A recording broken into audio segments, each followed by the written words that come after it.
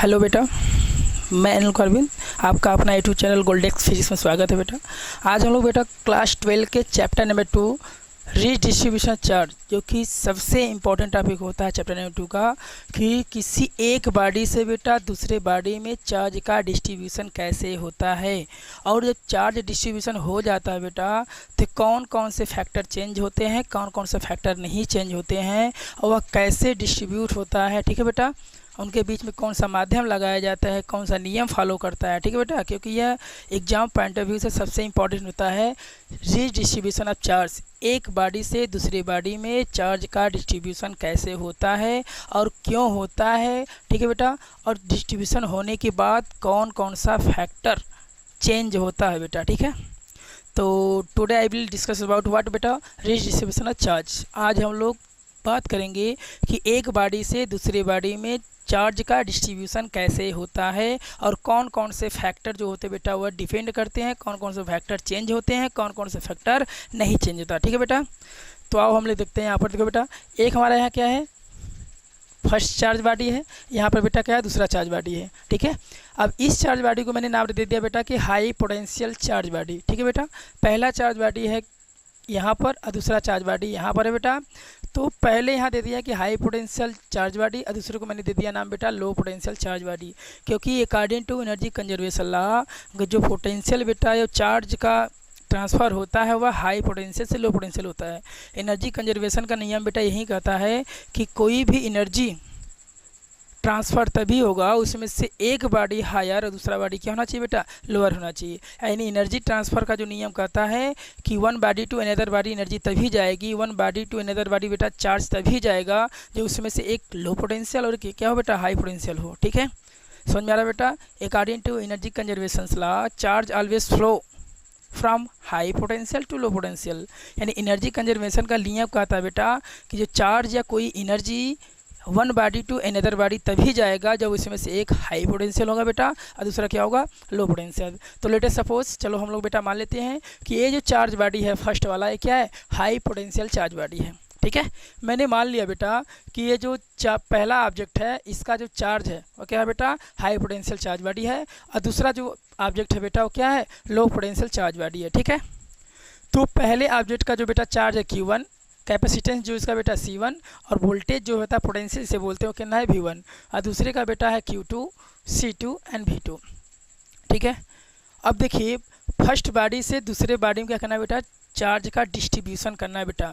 तो ये फर्स्ट और सेकेंड बॉडी दोनों बेटा क्या है, सेपरेट है, ईच टुगेदर, एक दूसरे से क्या है बेटा, सेपरेट है, अलग अलग है। देखो यह बॉडी अलग है, यह बॉडी अलग है। तो इस बॉडी से बेटा इस बॉडी में चार्ज तभी आएगा जब इनके बीच में कोई कंडक्टिंग पाथ होगा। ठीक है, ध्यान सुनिएगा कि इस बॉडी में से इस बॉडी में बेटा चार्ज तभी आएगा जब इसमें कोई क्या होगा, कंडक्टिंग पाथ होगा, कोई कंडक्टिंग रास्ता होगा। ऐसा व्यक्ति या ऐसा कंपोनेंट जो इसके चार्ज को इसके चार्ज में तब तक लाता रहे जब तक कि दोनों के पोटेंशियल बेटा सेम ना हो जाए। बात समझ में आ रहा है। ठीक है, यह बॉडी अलग है, यह बॉडी अलग है बेटा, यह हाई पोटेंशियल का है, यह लो पोटेंशियल का है, बट दोनों क्या है, सेपरेट है। ठीक है, तो यहाँ हाई पोटेंशियल चार्ज बॉडी का बेटा जो चार्ज है लो पोटेंशियल में लाने के लिए किसी एक कंडक्टिंग पाथ की हमको ज़रूरत होती है बेटा। विदाउट कंडक्टिंग पाथ का charge one body to another body बेटा नहीं आता है। ठीक है, can't be possible from one body to another body charge. ठीक है, तो बेटा एक बॉडी से दूसरी बॉडी में चार्ज तभी आएगा जब उसके बीच में क्या करेंगे हम लोग, कंडक्टिंग मटेरियल या तो कोई वायर या तार यूज करेंगे। ठीक है बेटा, तो यहाँ देखो इंडिकेट किया गया है कि हाई पोटेंशियल बॉडी बेटा यहाँ पर ये है, लो पोटेंशियल बॉडी यहाँ पर बेटा। ठीक है, इनके बीच में कंडक्टिंग पाथ जोड़ा गया है, और यही कंडक्टिंग पाथ क्या करेगा, हाई पोटेंशियल वाले चार्ज बॉडी से चार्ज को लो पोटेंशियल वाले चार्ज बॉडी का तब तक देता रहेगा जब तक कि दोनों को पोटेंशियल क्या होगा बेटा, सेम ना हो जाए।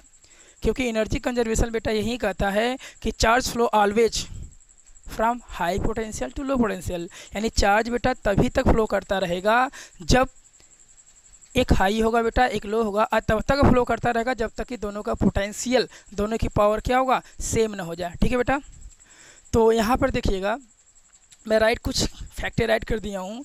According to energy conservation law, energy conservation के नियमानुसार, ठीक है, चार्ज हमेशा हाई पोटेंशियल बॉडी से लो पोटेंशियल बॉडी की तरफ फ्लो करता है। आपने क्लास 9th 10th और 11th में पढ़ा होगा एनर्जी कंजर्वेशन लॉ, ऊर्जा संरक्षण का नियम यही कहता है कि चार्ज का जो बेटा ट्रांसफरिंग होता है one body to another body, charge का जो ट्रांसफरिंग होता है बेटा एक बॉडी से दूसरे बॉडी में, वह तब तक होता रहेगा जब तक कि दोनों की बॉडी, इसकी और इसकी पोटेंशियल क्या हो जाए बेटा, सेम ना हो जाए। यानी फर्स्ट बॉडी से सेकेंड बॉडी में बेटा चार्ज तब तक आता रहेगा ना जब तक इसकी और इसकी दोनों की क्या हो जाए, पोटेंशियल सेम ना हो जाए। लेट अस सपोज मान लेते हैं हम लोग कि अभी इसका क्या किए थे हम लोग, हाई पोटेंशियल माने थे और इसका क्या माने बेटा, लो पोटेंशियल।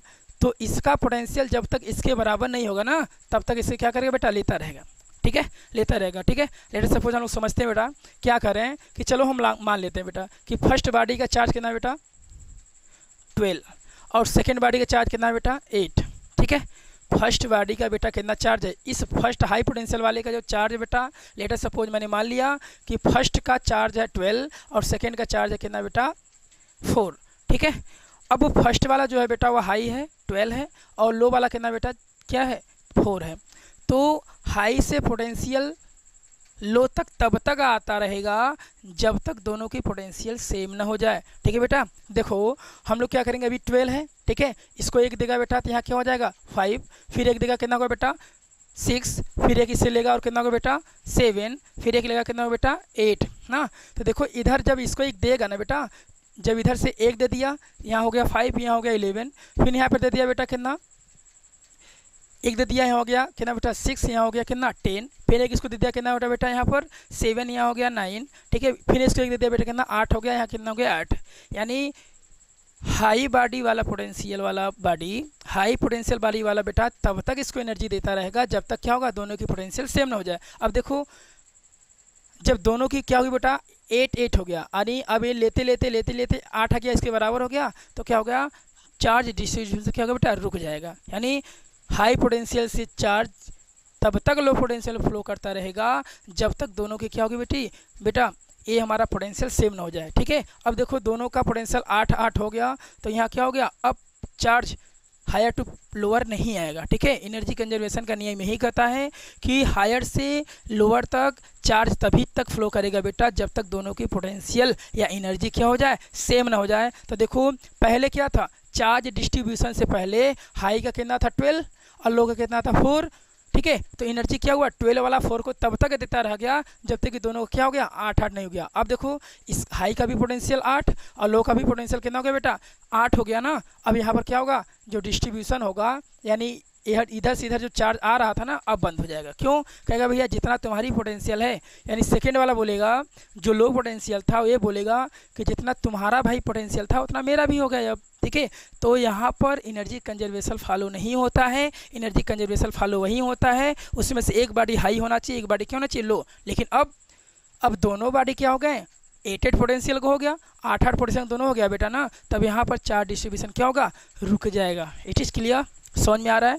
यानी चार्ज का डिस्ट्रीब्यूशन तभी होता रहेगा जब दोनों बॉडी में से एक बॉडी क्या होगा बेटा हाई होगा, एक बॉडी लो होगा। अगर जब दोनों की वैल्यू सेम हो जाएगी बेटा ना तो energy conservation can't be possible, energy conservation नहीं हो सकता, ठीक है। It is clear. तो मैंने समझाने के लिए बेटा एक बॉडी का 12 ले लिया और लोअर बॉडी का 4 ले लिया, या 12 वाला 4 को तब तक देता रहेगा ना जब तक दोनों की पावर दोनों की वोल्टेज या पावर या चार्ज क्या होगा बेटा सेम ना हो जाए। लेट अस सपोज अब देखो दोनों का हाई का भी 8 हो गया, लोअर का भी 8 हो गया बेटा ना, तो दोनों की जब चार्ज या पोटेंशियल दोनों का बेटा जब सेम हो गया ना तो यहाँ पर एनर्जी कंजर्वेशन फॉलो नहीं होगा और यहीं पर क्या होगा चार्ज डिस्ट्रीब्यूशन रुक जाएगा। इट इज़ क्लियर, समझ में आ रहा है बेटा, क्लियर हो गया, ठीक है।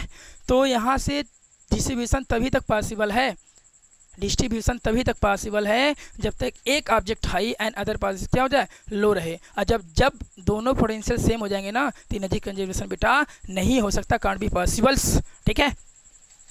तो देखो यहाँ मैंने बेटा राइट कर सका according to energy conservation, energy conservation के नियमानुसार चार्ज हमेशा हाई पोटेंशियल से लो पोटेंशियल तक क्या करता है बेटा फ्लो करता है, और चार्ज तब तक फ्लो करता रहेगा जब तक दोनों बॉडी का पोटेंशियल सेम ना हो जाए, ठीक है बेटा।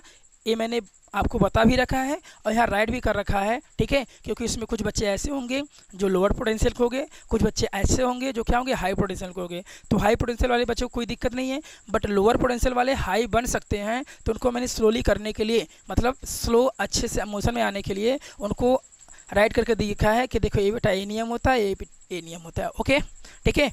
अब देखो बेटा, after redistribution of charge, after redistribution of charge मतलब चार्ज का one body to another body distribute होने के बाद ना, पहले क्या मैं बोल रहा हूँ कि एक बॉडी यहाँ हाई है, दूसरा बॉडी यहाँ बेटा क्या लो है। अब क्या करेंगे कि जब पहला बॉडी जो हाई वाला है अपना चार्ज सेकेंड में डिस्ट्रीब्यूट कर दिया ना, तब क्या होगा, तो यहाँ लिखा है कि आफ्टर रीडिस्ट्रीब्यूशन ऑफ चार्ज मतलब चार्ज का डिस्ट्रीब्यूशन होने के बाद, ठीक है, दोनों चार्ज बॉडी का पोटेंशियल क्या होगा बेटा, सेम होगा। देखो पहले चार्ज का पोटेंशियल क्या है बेटा V1 एंड दूसरे चार्ज बॉडी पोटेंशियल क्या है V2।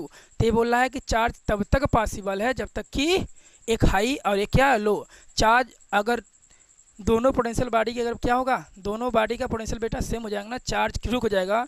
तो आफ्टर रीडिस्ट्रीब्यूशन होने के बाद, डिस्ट्रीब्यूट होने के बाद देखो ना V1 इक्वल्स टू V2, इसका मतलब दोनों का पोटेंशियल सेम हो गया ना, चार्ज डिस्ट्रीब्यूशन रुक जाएगा। ठीक है बेटा, तो देखो एक फिगर मैंने क्या बना रखा है, इसका कब, जब डिस्ट्रीब्यूशन होने वाला है या डिस्ट्रीब्यूशन की क्रिया होने वाली है। अब दूसरी बॉडी देखो बेटा, यहाँ मैंने शो कर रखा है, देखो दूसरी बॉडी मैंने यहाँ शो कर रखा है बेटा कि आफ्टर रीडिस्ट्रीब्यूशन ऑफ चार्ज मतलब एक बॉडी से दूसरे बॉडी में, ठीक है बेटा, एक बॉडी से दूसरे बॉडी में चार्ज तब तक फ्लो किया जब तक कि दोनों का पोटेंशियल सेम नहीं हो गया। जब दोनों का पोटेंशियल सेम हो गया बेटा ना, ठीक है, तो यहाँ मैंने फिगर ड्रा कर रखा है कि अब सेकेंड जो होगा आफ्टर रीडिस्ट्रीब्यूशन मतलब चार्ज डिस्ट्रीब्यूट होने के बाद, ठीक है, तो यहाँ पर चार्ज Q1 डैश, यहाँ पर चार्ज Q2 डैश, यहाँ पर कैपेसिटेंस C1 बेटा, यहाँ पर कितना बेटा C2, यहाँ पर कितना बेटा C2, ठीक है, और यहाँ पर वोल्टेज बेटा पोटेंशियल भी, यहाँ पोटेंशियल भी, क्योंकि यहाँ पर बोला गया है कि चार्ज का डिस्ट्रीब्यूशन तभी पॉसिबल है जब एक हाई एक लो होगा, तब तक फ्लो होता रहेगा जब तक कि दोनों का पोटेंशियल सेम ना हो जाए। तो यहाँ तक तब तक फ्लो किया बेटा जब तक कि देखो एक का हाई क्या था 12 था, एक का क्या था बेटा 4 था। पहले हाई जो था उसका 12 था और लो जिसका था बेटा वो 4 था, तो 12th वाला 4 को तब तक एनर्जी देता रह गया बेटा ना, जब तक क्या हो जाए 8 ना हो जाए। तो इसका मतलब हाई का भी 8 हो गया और लो का भी 8 हो गया। अब एनर्जी पॉसिबल नहीं है तो बेटा देखो दोनों की पोटेंशियल क्या होगी 8 हो गया, इसका दोनों की पोटेंशियल क्या होगा सेम, यानी after redistribution potential will be same both object. ठीक है बेटा, दोनों ऑब्जेक्ट का क्या होगा, जो पोटेंशियल होगा बेटा क्या होगा वो सेम होगा। It is clear. ठीक बेटा, अब हम लोग क्या आते हैं डेरिवेशन पे आते हैं। ठीक है, डेरिवेशन मीन्स कैसे उसको डेरिवेट किया जाता है। ठीक है, अब देखो टोटल चार्ज बिफोर डिस्ट्रीब्यूशन, इसका कहने का मतलब ये है कि जब तक चार्ज एक बॉडी से दूसरे बॉडी में क्या हुआ था डिस्ट्रीब्यूट नहीं हुआ था, तो उस समय टोटल चार्ज क्या था। तो देखो बेटा पहला फिगर ये है कब, जब चार्ज डिस्ट्रीब्यूट नहीं हुआ था तब, तो first body and second body, ठीक है बेटा, इसका Q1, इसका Q2, इसका C1, इसका C2, इसका V1, इसका V2, ये सब कब है, जब डिस्ट्रीब्यूट एक से दूसरे में नहीं हुआ था तब। ठीक है, तो देखो QT का मतलब होता है दोनों बॉडी का टोटल चार्ज ना। अब प्रथम बॉडी का चार्ज कितना है बेटा Q1 और सेकेंड बॉडी का चार्ज कितना है बेटा Q2। कब, जब एक बॉडी से दूसरे बॉडी में, एक बॉडी से दूसरे बॉडी में चार्ज डिस्ट्रीब्यूट नहीं हुआ था तब, यानी डिस्ट्रीब्यूशन होने से पहले का टोटल चार्ज कितना है Q1 प्लस Q2। तो अकॉर्डिंग टू बेटा जब कैपेसिटर पढ़ेंगे तो Q इक्वल टू क्या होता है C इंटू V। अब यही वैल्यू आप यहाँ पुट करो बेटा, तो C1 V1 plus C2 V2। ठीक है, इक्वेशन नंबर फर्स्ट कब, जब चार्ज एक बॉडी से दूसरे बॉडी में डिस्ट्रीब्यूट नहीं हुआ था तब। ठीक है बेटा, अब सेकेंड हम लोग कंडीशन क्या लेते हैं, टोटल चार्ज आफ्टर क्या रीडिस्ट्रीब्यूशन।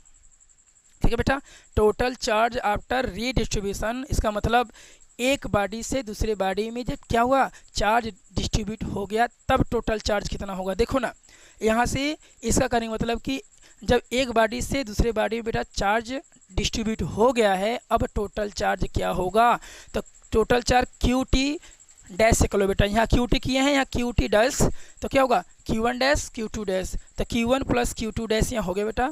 फिर वहीं फार्मूला अप्लाई करेंगे Q equal to C into V। ठीक है बेटा, लेकिन यहाँ ध्यान क्या देना है, आफ्टर रीडिस्ट्रीब्यूशन मतलब डिस्ट्रीब्यूशन होने के बाद potential will be same both object, यानी डिस्ट्रीब्यूशन होने के बाद बेटा दोनों ऑब्जेक्ट का यहाँ पोटेंशियल क्या हो गया था, सेम हो गया था। बट डिस्ट्रीब्यूशन होने से पहले यहाँ पर V1 और यहाँ पर क्या था बेटा, V2 था ना। ये आपके माइंड में रिमेंबर हमेशा के लिए रखना है कि जब चार्ज डिस्ट्रीब्यूट नहीं हुआ था तो potential V1 and V2 different अलग अलग था। बट जैसे चार्ज डिस्ट्रीब्यूट हो गया बेटा according to energy conservation law both object potential will be same, दोनों ऑब्जेक्ट का बेटा क्या हो गया, पोटेंशियल सेम हो गया। ठीक है, तो देखो total charge after redistribution, distribution होने के बाद टोटल चार्ज कितना होगा, Q T dash Q1 dash plus Q2 dash, यहाँ Q इक्वल टू सीट भी आई नो डैट बिफोर, ठीक है मैंने पहले जान चुका है। ठीक है, तो यहाँ C1 भी प्लस C2 भी, यहाँ देखो दोनों में भी किया गया, क्यों, क्योंकि डिस्ट्रीब्यूशन होने के बाद दोनों ऑब्जेक्ट का जो पोटेंशियल है बेटा वो क्या हो गया, सेम हो गया। अब डिस्ट्रीब्यूशन नहीं है, बस जितना है उतना ही रहेगा। ठीक है बेटा, तो यहाँ देखो अब यहाँ से भी दोनों बेटा कॉमन है, भी यहाँ कॉमन ले लिए, C1 plus C2 equation number second. It is clear, सबको क्लियर है बेटा।